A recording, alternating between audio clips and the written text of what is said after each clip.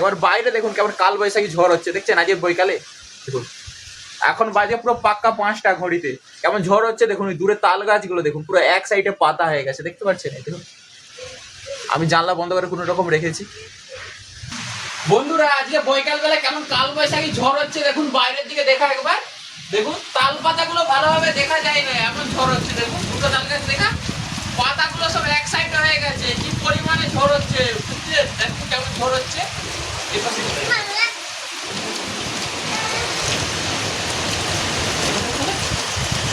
কেমন ঝড় হচ্ছে দেখতে পাচ্ছেন। এখন তো একটু তবু অন্ধকার কেটে গেছে, পুরো অন্ধকার হয়ে গেছিল, বৃষ্টি হচ্ছে যে না, পুরো অন্ধকার হয়ে গেছিল। বৈকাল 5টার সময় সন্ধে হয়ে গিয়েছিল, মানে সন্ধে তো এখন ওই কি গরমকালেতে 6টা 6:30 বেজে পুরো অন্ধকার হতে।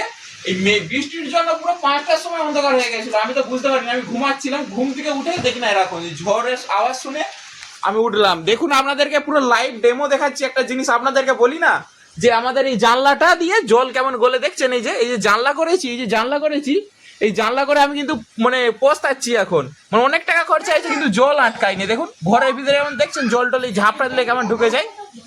তো আমি ভাবছিলাম সেই কাঁচের যে প্ল্যান হয় না, ওগুলো করা দরকার ছিল, একে করে আমি প্রচন্ড পস্তাচ্ছি অ্যাকচুয়ালি, ঠিক আছে।